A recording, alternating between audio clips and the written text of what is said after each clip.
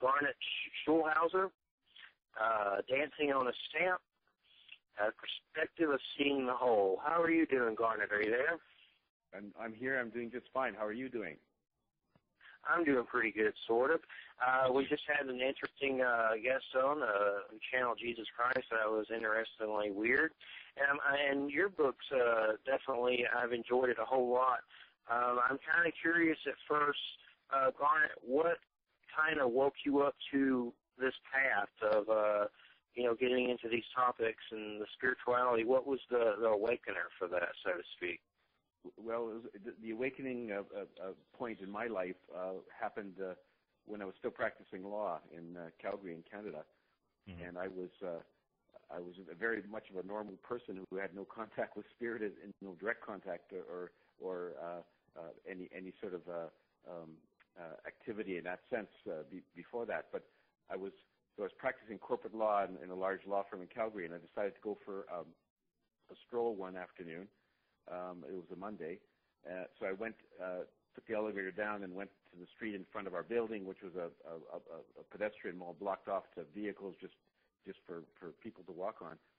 And so I was strolling down the street, and I had done this, many times before. It was a beautiful sunny afternoon, and I was sort of not paying attention to what was going on too much, and all of a sudden, out of nowhere, jumped this homeless man who just appeared right in front of me and stopped me in my tracks. And he looked very much like a typical homeless person. He was, he had long, stringy hair. He had a scraggly beard. He had dirty, slept-in clothes, and he smelled badly. And the interesting thing is, I had been encountered by these people before on this mall, and my usual tactic was to make a quick sidestep and go around them. In this case, though, this man was very different, and he sort of stopped me in my tracks, and I stood there. And the reason I did was because he had these amazing, sparkling, dazzling blue eyes that were really different than anything I'd ever seen before in my life. And his eyes were sort of doing two things. First of all, they were sort of penetrating deep within me. I felt like he was looking into the depths of my soul, and he somehow knew everything about me, everything I'd ever done, everything I'd ever said. He knew all my deepest and darkest secrets. And I'm not sure why he would know this, because we never met each other before. Sure. But so I was standing there feeling kind of naked and exposed, but I didn't feel violated, because at the same time his eyes were sending me this gush of warm, unconditional love that was just sort of infusing my whole body with love and peace and security. It was an amazing feeling, and that's what sort of kept me there, was because of this feeling of unconditional love, which I'd never experienced before to that degree, and I was really quite enjoying it. And it was like I was a deer caught in the headlights. I couldn't move, didn't want to move, could have stood there forever because it was such an amazing feeling. And I'm not sure how long I stood there, but finally at one point, the homeless man says to me, "Why are you here?" And then he quickly disappeared into a nearby store. So I went in there to see if I could find him. Couldn't see him anywhere. There was only one entrance and only one exit, but he hadn't come out. And so I walked up and down on the street for a while to see if I could spot him again. Wasn't to be seen. So I went back to my office with my head sort of been spinning and trying to figure out, now, who was this guy? What happened? What was this all about? And so that night I resolved that I had to go back and find this guy. Like it was an absolute imperative for me to find this guy and get my questions answered. So the next day, same time in the afternoon, I went back to the same mall, walked down the street, up and down, trying to find this guy. And just when I was about to give up, there I saw him sitting on a bench all by himself. So I walked up to him and I said, "Who are you and why did you stop me?" And he said, "I'm a soul just like you. I'm here to help you on your journey and to answer your questions."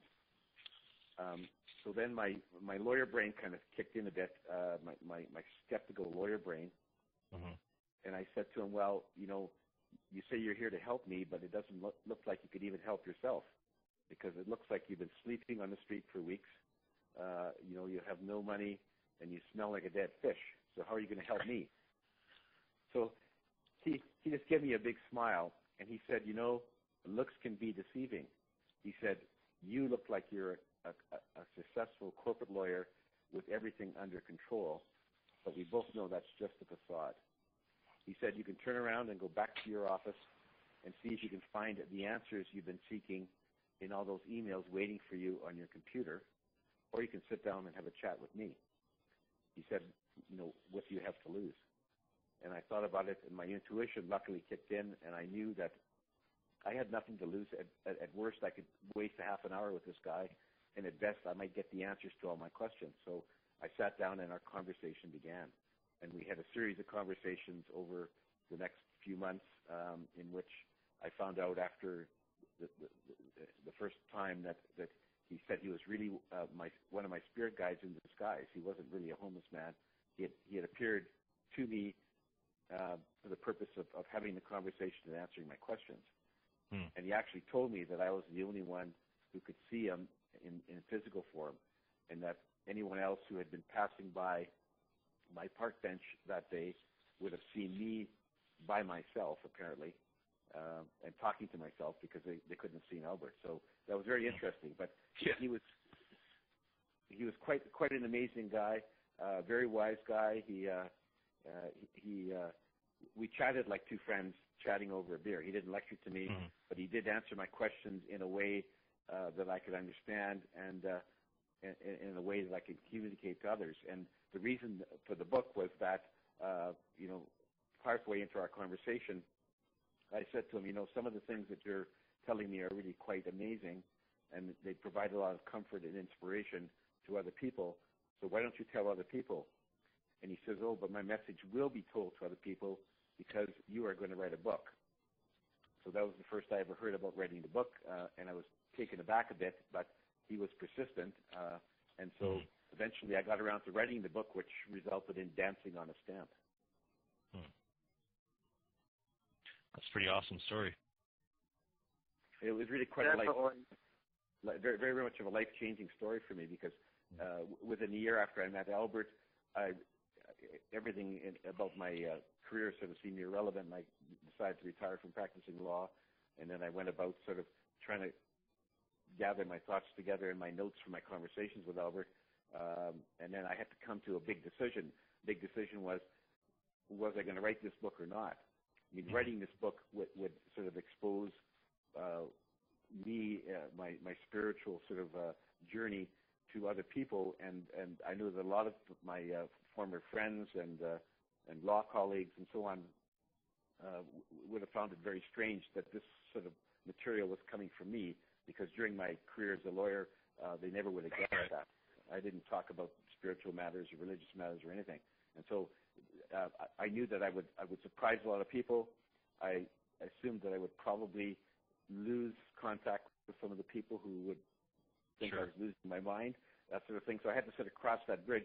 Am I going to do this or not? And then once I finally decided, I have to do this and write this book, then I set about writing, spending the time to write it and collect my thoughts on it and get it out there. And so that's, after I retired, that's the main thing that I was doing, was going through the struggle and then going through the writing process and then finding a publisher and so on. So that's it was very much of a life-changing moment for me.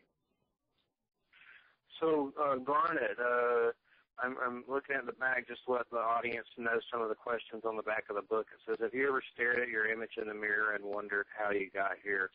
Did God select this life for you, or did the universe assign it by chance? When you die, will you go to heaven or hell? Will you merely cease to exist, disappearing into nothingness? Is all that stuff you learned in Sunday school the real truth, or just a lot of hooey?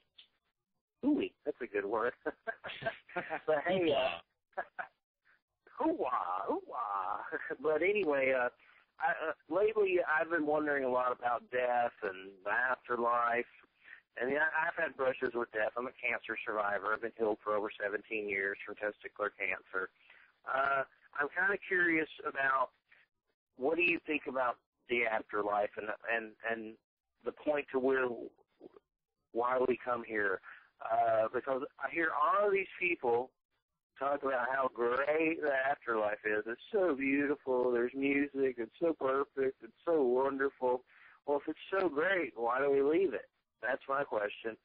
Why don't we come here? Is it forced? Is that why we come here? What's your take on that? That's a very good question, and it's one of the first questions I asked Albert, because when he first of all told me, he described where I came from, where we all came from, the spirit side, which is a very wonderful paradise kind of place. So, all the things you've said, very true, and many others. Like, it's blissful, it's happy. There's nothing negative. There's no negative emotions. There's no disease, injury, pain, suffering, anything. It's a very happy place. So I said to Albert, well, fine, I came from there. Did someone force me to come? And he said, no, it was your choice. And I said, well, what was I thinking? Why would I leave a beautiful place like that to come to Earth, which, as we all know, is no walk in the park? I mean, Earth is a tough place to live. He said, well, yeah, it's very simple. He said, you came here to experience things that you couldn't experience on the spirit side. You came here to experience things and to learn some lessons that are necessary for your evolution as a soul. He said, on the spirit side, you can learn about things on Earth. It's sort of like book learning. You can study them and read about it and observe what's going on Earth. He said, but your knowledge isn't really completed until you actually experience some of these things in the physical body. To do that, you have to incarnate into a physical body on Earth, and that's sort of to complete your knowledge and to increase your wisdom. And that's something that you freely chose to do. No one made you to come here. But you did that to further your evolution, and so that's why I came. That's why you and everyone else came, is to learn things and experience things that you can only experience on the physical plane. Things like negative emotions and the effects of negative emotions. There's no negativity on the spirit side. On Earth, of course, we all know there's lots of that. You come here to really experience what hate, anger, fear, jealousy, and so on, what those are like when you feel them, and what it's like to be on the receiving end when someone else is feeling them and directing their anger or their hate towards you. And so those are tough things. We all face those on Earth, but we came here to experience those things so that we could grow and evolve. And it's a matter of, Earth is really a school, and we came here to go to school for certain purposes, and we don't all have the same purpose. We all want to experience slightly different things, but we all know that some of the things are very common to every life on Earth, and we knew that before we decided to come. So it's really very much of a voluntary thing. No one made us do it, and before we incarnated, we all prepared a life plan, which set out sort of the major factors in our proposed life that was upcoming. Things like our names, our place of birth, the identity of our parents and siblings and other relatives and our friends and future co-workers and future spouse. So we mapped all this out, and so when we were born, a lot of this was already in place as we had planned before we were born. Then the other thing that really affects our lives here is our free will choices and decisions, because we have the right to exercise free will here. And why the Earth School is so difficult is that we have free will to take actions and make decisions, but we're not allowed to remember what we put in our life plan. And so we had put in things there that we wanted to experience, we wanted to learn, but we get here, don't remember any of that, and we just sort of carry off running from pillar to post with our free will, and trying to muddle our way through, because we don't get to see the blueprint that we created for ourselves. So that's why Earth is one of the most difficult schools in the universe. So after you incarnate and you go through life, the life that you've predetermined, that you can't remember your plan, to the same place? Oh yeah, everyone, when our physical bodies die, every soul, every one of us, returns to the spirit side. There's no exceptions. It doesn't matter if you lived a good life or if you were a real bad dude, you still end up there, because basically there's nowhere else to go. And so one of the things that sort of is hard for some people to accept is that a murderer goes back to this wonderful place, the same as Mother Teresa, which seems a bit unfair. Like, why should a murderer not be punished? Why should they go back to the love and the joy and the happiness of the spirit side? And that's just because we're sort of conditioned here on Earth to think that if someone falls outside the law or breaks, in terms of a secular punishment, you fall outside the law, where you're punished, you're fined, and you go to jail, and that's justice. And in the religious sense, we've always been taught, and I was raised as a Roman Catholic, we've always been taught that if you don't worship God properly and if you break his rules, when you die, you'll go to hell, an awful place called hell. So we've been sort of conditioned to think that that's how things work. But Albert said when you're on the spirit side, of course, you realize that none of that makes any sense. I mean, the secular rules are fine for humans on earth, but the religious rules or beliefs that you get punished in the afterlife, he said, is just totally wrong, because God or the source does not make rules for us to follow on earth, and he does not control or manipulate the events in our lives. So we're just sort of, we choose to come here, and we're free to go ahead and exercise our free will and try to live out our life plans, but God doesn't interfere. And no matter what we do, we always end up back in the spirit side, because it's really, you have to really regard life on earth as like a big play. And we all come here, prepared our scripts, come here to do our parts, and when the play's over, I mean, we just go back to real life. The real life really is life on the spirit side. This is just sort of earth is sort of like a stage for us to act out our roles and experience things to help our evolution. So, if somebody murders you here in this life, when you go back to the spirit side and your perpetrator goes back, you don't feel any hate or animosity for the person who murdered you. You realize that he was playing a role and you were playing a role, and now you're both back to the place where you started. So there's no lasting effect in terms of what happens on earth, other than your memories of what you did and the lessons that you learned while you're going through life. It's a bit like if you're acting in a play in Broadway and your part calls for you to stab another actor, and you do. When the curtain falls and you leave the theater, you don't get arrested by police for murder, because it wasn't real life, okay? It didn't really happen. It was a play.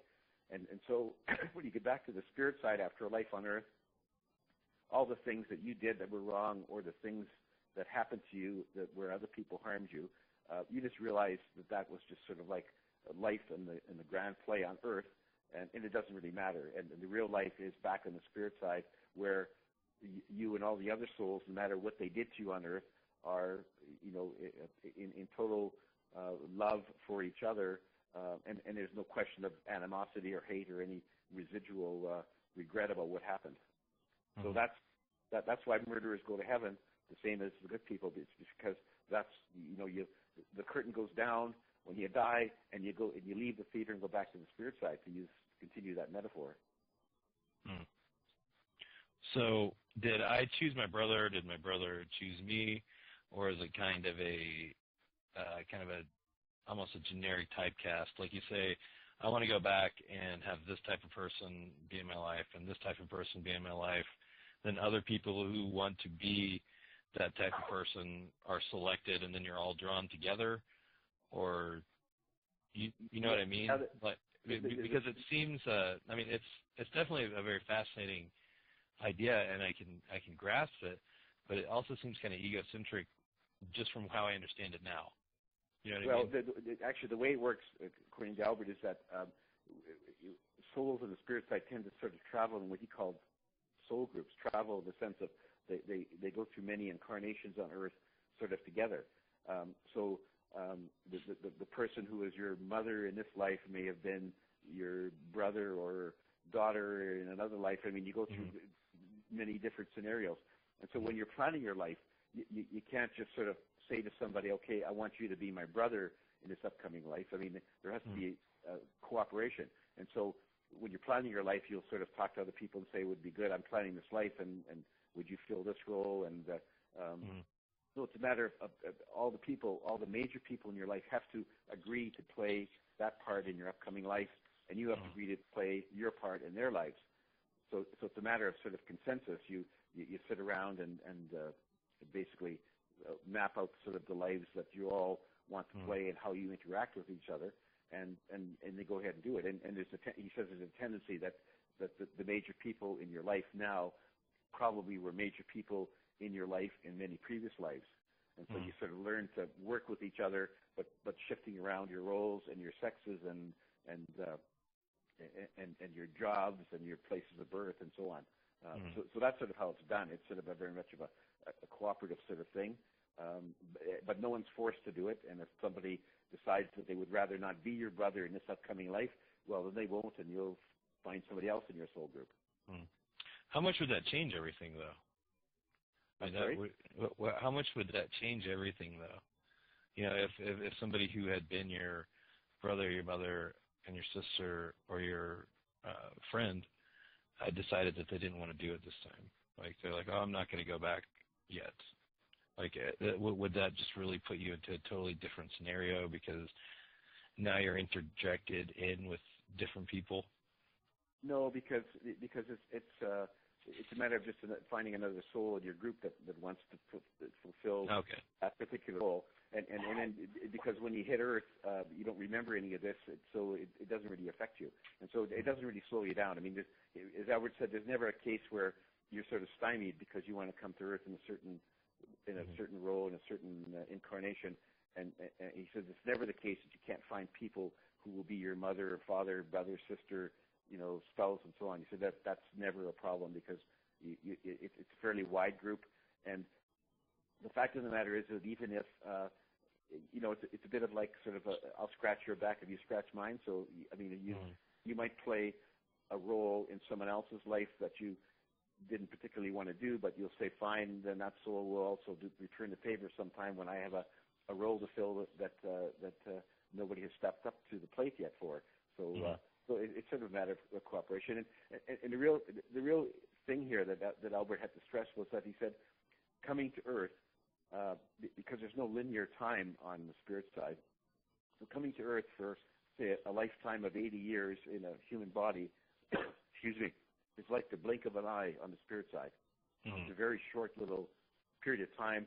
It's not considered when you're on the spirit side to be a huge inconvenience or a huge gap in terms of your time, because it's like instantaneous, so that you're gone to Earth and then you turn around and you're back again, ready for the next life. So it's not a big deal. It's like a very, it seems like a long time to us on Earth, if you go through an 80-year life, but it's just not that on the spirit side. So he says that's never a problem to get people to fill your roles.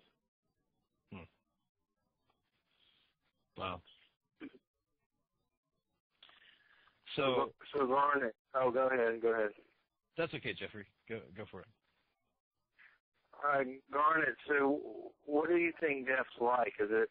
I've seen beings of light before in my younger years, and I've had UFO experiences, and I've wondered if the beings of light are us without our bodies. I've read a lot of. I've studied a lot on shamanism, and I've had a lot of people on that subject, and they talk about the luminous ones. When we're in that realm, is that what we are, as like a being of light? Well, Albert described it as being sort of we're sort of like an entity of energy, because on the spirit side we don't need to eat or drink or breathe or do any of the sort of the physical things we do on Earth, and so we're like a being of energy, and he says that on the spirit side we can take on whatever appearance we want, really. Like some souls will appear to be similar to or as they were said on one of their lives on Earth, and so they'll take on the appearance of their last life or another life that they enjoyed, and then they can change it whenever they want. But some souls will just be sort of like a globe of light. But everyone is easily recognizable because he said we all have sort of a unique energy signature, and so you can instantly recognize another soul no matter what sort of appearance they happen to take on at that time. And so, beam of light, I mean, I guess that could be one of the manifestations that some souls will take, on the spirit side or when they're appearing on Earth. I mean, Albert appeared to me as this homeless man. He did a very good job of it. It was perfect. Like, I actually touched him. He felt solid. I could smell him. He smelled bad. And he had just manifested himself on Earth for that purpose, just to appear to me. But that's sort of not obviously his natural appearance, and I don't know what he looks like on the spirit side. I'll find out when I get back there someday, but there's lots of flexibility in terms of appearance for souls on the spirit side, or when they actually appear to people on Earth. So have you had any UFO experiences or anything like that? No, I haven't had any UFO experiences. I did ask Albert, excuse me, about UFOs. He said, well, yeah, I mean, they're extraterrestrial beings from other planets in this galaxy and other galaxies. He said that yes, it's very real. They've been visiting Earth for eons, watching and observing what happens with humans and what goes on Earth, and then sometimes making contacts. He said the so-called abductions are, in fact, that does happen. He says their intent is very benevolent. There's nothing evil about what they're doing. They do that to monitor the human development and to sometimes place communication devices on people. The whole purpose behind that is to help humans with their development and to help our civilization get over this point in our time where we can sort of advance up the vibratory ladder before we destroy ourselves. And so their job really is to observe and help when they can, but they can't sort of directly interfere, because I said to them, well, they have such advanced technology, faster than light travel and all the other things. Why wouldn't they just destroy all of our weapons of mass destruction so that we don't destroy ourselves? And he said they're not allowed to do that. They can just subtly provide assistance, but they can't sort of directly interfere. And so, but yeah, it's a very real phenomenon, and they've been around for a long time, and there's many different races actually that have been visiting us. And he said at some point, wow. Do you have any dirt on Sasquatch? No, didn't ask him that. Didn't ask him about that at all. I have a book. I have a book out about Sasquatch, so I'm into that. So I wasn't just being an idiot. So I was just curious. Right. No, I was wondering the same thing. Yeah, didn't talk about Sasquatch. No. Yeah. Now, could you incarnate as an alien, or are they part of the same energy force that I guess humans are a part of?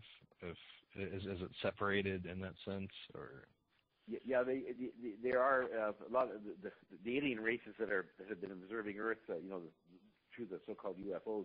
They're on the same sort of a vibratory level, the denser physical plane that Earth is. And yes, we can incarnate into one of these alien creatures. Albert said, in fact, we can incarnate into millions and millions of different kind of life forms, throughout the universe. And in fact, some of us probably already have. And so we're not restricted to Earth or to humans. In fact, we can incarnate into animals on Earth too, and probably a lot of us have. Yeah, we have the whole range of choices, and it's really up to us to figure out, when we're on the spirit side, well, where do I want to go, and what do I want to experience to further my evolution? And so it's a huge variety of things. But Earth is one of the toughest schools, and so chances are all of us who are here have probably incarnated in a number of other places before we decided to tackle this tough school called Earth. So you should pat yourselves on the backs, guys. You're great school. We're graduating. Yeah. So it's a really fascinating idea, and I've often thought about this. So what's the big deal about Earth? Like what is the big deal about this place? Like that.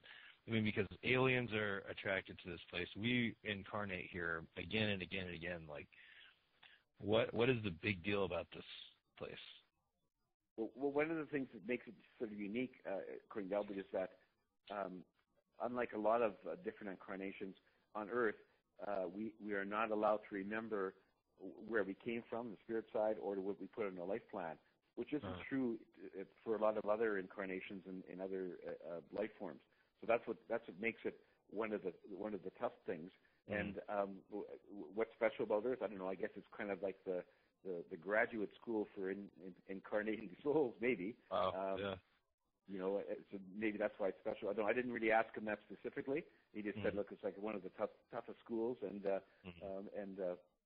our friends, the ETs from other planets, have been, helping us out, and they're trying to get us over this crucial sort of phase, which is that we're highly developed. We have weapons that can destroy ourselves and all of the life on Earth, and we have to sort of get over this hump. And he said, some of our other earlier civilizations, like the ones we all read about, like Atlantis and Lemuria, they didn't make it. And they were very advanced, and they crashed and burned. And he said, now our civilization is at a similar point, and they decided that they really have to do a full court press to try to get us over the hump so that we can get past our negativity and move on up and increase our vibrations so we can move on up the ladder and get to a better place before we kill everyone. So I think maybe it's because they've watched so many other civilizations that didn't make it and decide, okay, we really need to do our best to try to help these guys now, get through this crucial phase, and that's why they're focusing so much attention on us. Mm-hmm. So are there young and old souls, or is everyone just, is there ever a new energy? I mean, I know it goes against what science says, but is there ever any new energy created? Well, it basically, there are new and old souls. I mean, souls are basically individual aspects of the source, which is the totality of everything. And so new individual aspects, or new souls, if you will, are spun out, from time to time from the source. And so in that sense, those souls are newer than other souls that have been around for a while. But Albert says all souls are basically treated as equal. They're all treated as the same, even though some have been sort of spun out longer than others. And there are, I mean, you hear the term about old souls, about people on Earth, and I mean, there's differences. I mean, some souls have incarnated on Earth, 800 or 900 times, and some are just in the first 100.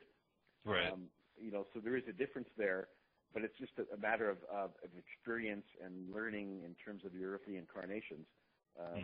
And eventually we all will get to the point where we feel like, okay, we've learned everything we need to learn on Earth, and we've graduated, and we can move on to somewhere else, to another challenge.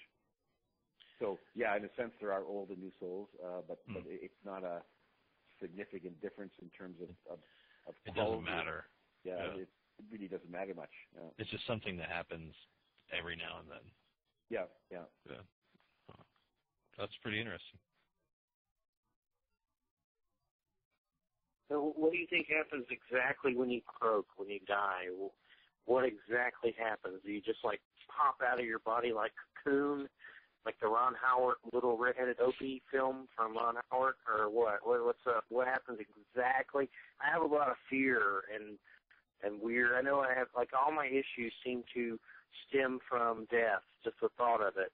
Because I'm the type of person that likes to schedule out everything I do, I have to be on time, have to be, and then there's death, and it's like just such a bummer. Interrupter. I think it's the root, it's the root of all my problems. So it's always there. Yeah. It's like in 10 years, I have a PS4, an Xbox, all this cool stuff, my Bigfoot statues, and aliens, and in 30 years or 20, hell, who knows? I'm not going to be here. Yeah. It's a bummer. That's a very good. That's a very good question, and one of the concerns that I have had as well was sort of the transition process, the death process. How does that happen? And will I be anxious? Will I be fearful? Will I be in pain? Will I be suffering? I mean, Albert told me that, okay, well, when I die, my soul's going to go to the spirit side. That's great. But what about the death process? I'm like you, I was concerned about it. So he said, yeah, not to worry. He said, first of all, you die only when your soul is ready to exit. So there's no accidental deaths. So even though you hear about people being killed in a car accident, or dying from terminal cancer, or dying in a plane crash, he said it doesn't matter how you die. your physical body dies only when your soul is ready to exit. So your soul has the ultimate choice, which unfortunately you don't know what your soul has decided, as a human with your mind. So you're not aware of what your soul has decided for you, but your soul chooses when to go. And he said when you go, your soul will actually exit your body just before the final moments. And so, for example, if you're in a car accident, just before the impact, your soul will exit your body and it'll be sort of hovering above you, watching the final moments like you're watching a movie in slow motion. And so you won't feel the impact, you won't feel any pain, you won't be anxious or distressed in any way, because you'll be sort of hovering above your body, sort of watching it in a very detached kind of way, because then you will realize that was just your physical vehicle while you're on Earth, and that it's gone, and that's not a problem. And then from there, you'll sort of move on and make your transition to the spirit side. And when your transition will be actually typically it's quite wonderful, because you'll move over to the spirit side and be met by a welcoming party, which will be typically your parents and grandparents and other loved ones who've already passed on, who'll be there to sort of welcome you and help you get acclimatized back to your life on the spirit side, because there's quite a difference between life on Earth and being back in the spirit side, and it can be a bit bewildering, but they're there to help you make the transition, give you comfort and love, and help you reestablish yourself in your life back in the spirit side. So the actual death itself, it should not be a problem. I mean, is there PlayStation 4 in the afterlife?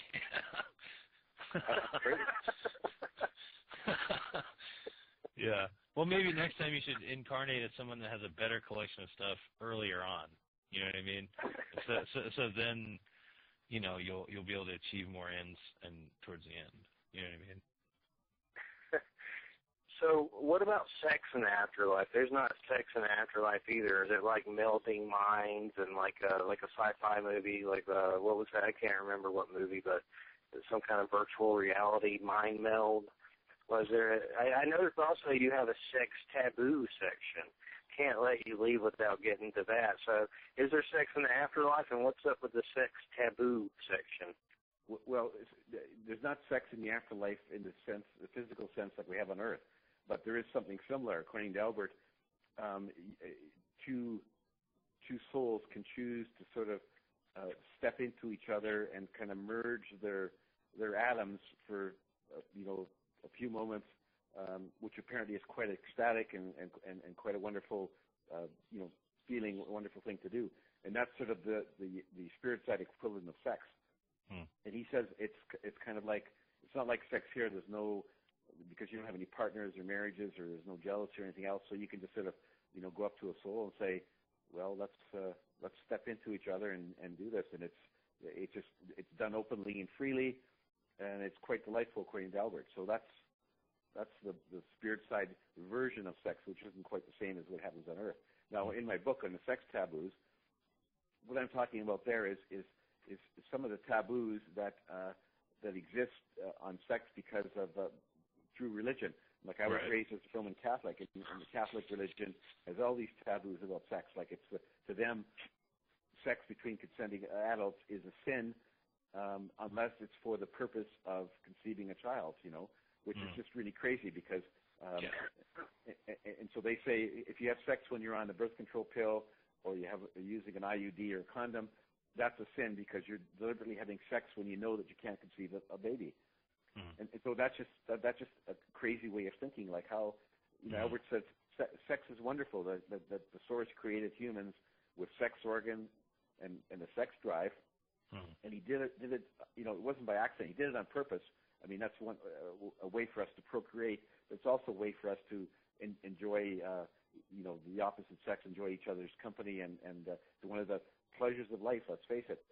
And there's no prohibition. There's nothing wrong with it. It doesn't matter whether you're procreating a child or not.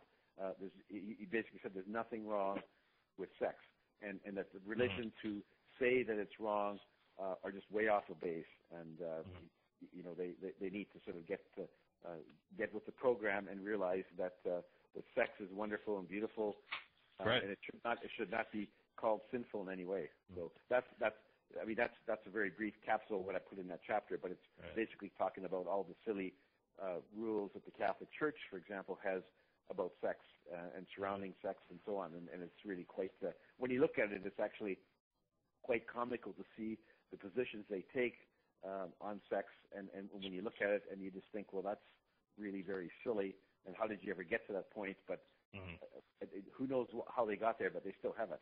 And so that chapter is just sort of to demonstrate that this is all very sort of foolish rules about against sex, and Albert tells us all that sex is just a very wonderful thing, and don't feel guilty about having sex because it's something that was it's a tool given to humans by the source and intended to be used.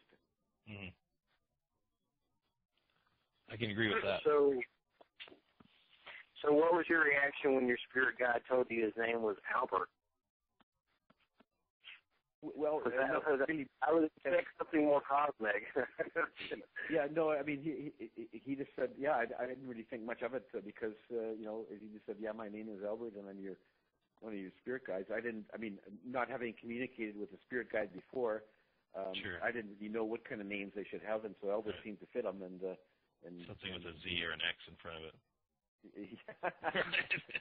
I had no preconceived notions about what spirit guides should be named, so I was quite open to him calling himself Albert. Right. So what's your take on evil and like the devil and stuff like that and demons? Do you think they exist or is it all bunk? Yeah, no, they don't exist. I asked Albert that. He said no. Satan, the devil, does not exist. It's an invention of religious holy men who invented the devil, to sort of further their cause in terms of being able to put fear into the hearts of their followers. In other words, if you're bad and you don't follow our rules, the devil will get you. You'll go to hell, and you'll have to suffer with the devil, for eternity. I mean, it was to instill fear into people so they would follow the rules dictated by these religious holy men. And so, no, the devil doesn't exist. Evil things happen on earth not because the devil caused them, but because men are running around exercising their free will and sometimes letting their negative emotions run amok. And that's where the evil comes from. That's when somebody shoots his neighbor, or one country decides to invade another country, or a terrorist blows up a bunch of people at a restaurant. That's just free will running amok, and that's just part of what happens on earth. That's we're given free will, and some of us can control our negative emotions, and some of us can't. And those that can't, that's where you get the all the harm that we hear about and read about on a day-to-day basis on our planet. Right. Which is one of the things that then Anton LaVey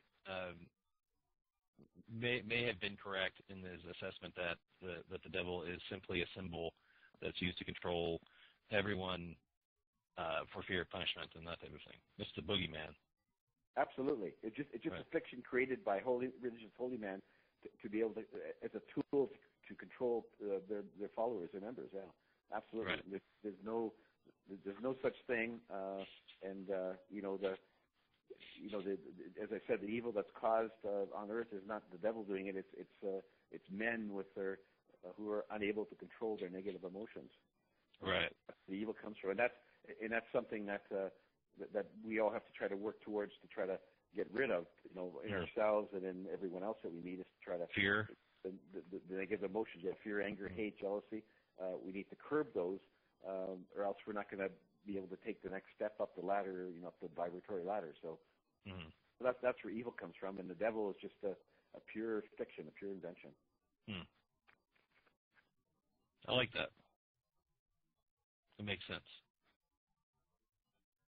So my only problem with that is I think it's true on some level, but then you have people who, like a serial killer, like somebody that's just so sick and depraved, like Jeffrey Dahmer or something. Spiritually, what do you think? What's the deal with that? How does someone go down that path? And that seems like if you're sitting in a chair and you got Jeffrey Dahmer sitting over you, that seems like the devil right there on some level. That's pretty terrifying. I'm kind of curious what's your spiritual take on that when somebody goes off the deep end that bad. Well, yeah, I mean, it's in most cases it's just a case of somebody who's really gone way off track, and they've, for whatever reason, circumstances when they're growing up or whatever, they've really lost control of their emotions, basically, and left the negative side, the dark side of humanity, just take control. And luckily for us, it doesn't happen that often, but sometimes in those cases, it's somebody who's really gone way off course and has refused and is unable to listen to the messages that we all get from our guides, trying to steer us back on course. And in that case, that person, a person like Jeffrey Dahmer, just isn't hearing the messages and has gone totally off course. And the best thing that can happen is that when that person dies, they have to go back to the spirit side. They have to go through a life review to see all the stuff that they did. It's going to be certainly a learning experience. They're going to feel badly about it, but they're going to try to learn from it and basically try to come back again and try to make amends and try to fix what was wrong on this incarnation. So it's every life has things to learn for a person, and we hate to think that you go through. All right. Well, I appreciate it, Garnet. We're at the end of the show. Producers telling me to close it up. I appreciate you being here. It's been very cool and interesting. I agree with a lot of things you have to say. What is your website link? The website is dancingonastamp.com. And you can go there and you can read more about the book and me, and there's buy links for my book. So it's dancingonastamp.com. And I welcome. All right. Go ahead.